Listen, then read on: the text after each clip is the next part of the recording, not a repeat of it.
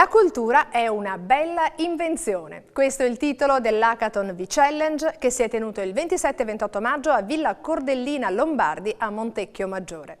L'evento è stato organizzato dal Comune di Vicenza in collaborazione con il Digital Innovation Hub di Confartigianato Imprese Vicenza. La sfida è consistita nello sviluppare soluzioni tecnologiche e digitali per valorizzare il patrimonio culturale del territorio. Ai nostri microfoni il direttore ICT e dell'agenda digitale della Regione Veneto Idelfo Borgo e l'assessore alla cultura del Comune di Vicenza Simona Siotto. Mi ha fatto molto piacere essere proprio questa giornata conclusiva dell'Innovation Lab di Vicenza, anche perché cadeva proprio con la presentazione 2 giorni fa della nuova agenda digitale per la Regione del Veneto, in cui ho trovato alcuni elementi proprio in questa giornata qua. Un tema fondamentale Innovation Lab è proprio guardare verso l'ottica dello sviluppo della cultura del digitale, ma soprattutto anche non fermarsi solamente alla cultura, ma guardare anche quelli che sono i temi di frontiera, quindi usare tecnologie innovative proprio per sfidare e cercare di risolvere problemi che spesso rischiamo anche di essere molto lontani col digitale, proprio il tema della cultura che è il tema di oggi. Abbiamo visto bellissime soluzioni, tanti ragazzi che hanno sviluppato applicazioni innovative, ma soprattutto anche volte a valorizzare cultura, ma anche il dato. Il dato è quello che sarà la sfida del prossimo millennio.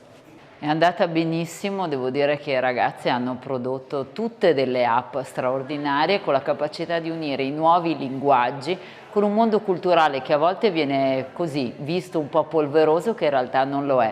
La sfida dell'innovazione applicata alla cultura è una delle grandi sfide della nostra epoca.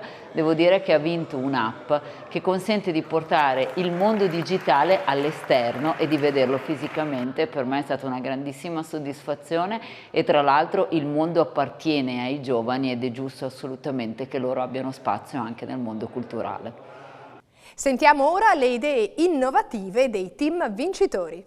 È andata molto meglio del previsto, considerando anche il team nuovo formato da gente che non era mai stata insieme, dormito zero quasi tutti, se non quello che si è addormentato e ha dormito 5-6 ore. Ci siamo divertiti, gli argomenti erano molto interessanti, molto intriganti e molto adeguati al nostro indirizzo di studi. La nostra soluzione consiste in un gioco in realtà aumentata che consiste nella cattura e nella conquista di monumenti di Vicenza, anche per scoprirne gli aspetti culturali, perché per conquistarli bisogna saperne le curiosità, per esempio quando è stata costruita, se è stata mai demolita, cose di questo tipo. La nostra applicazione consiste in un sistema che aiuta le persone che presentano delle disabilità a trovare percorsi culturali a loro accessibili. L'applicazione, previa creazione del profilo, va a creare un itinerario, un percorso che non desti difficoltà all'utilizzatore. La nostra soluzione si basa sull'idea di voler innovare il modo di fruire l'arte NFT nel mondo reale, cioè quello che vogliamo fare è portare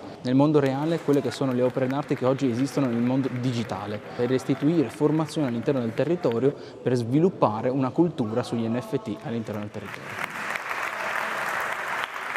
Per altri contenuti video cliccate i riquadri qui a fianco e per non perdervi i nuovi contributi iscrivetevi al canale. Grazie per la visione.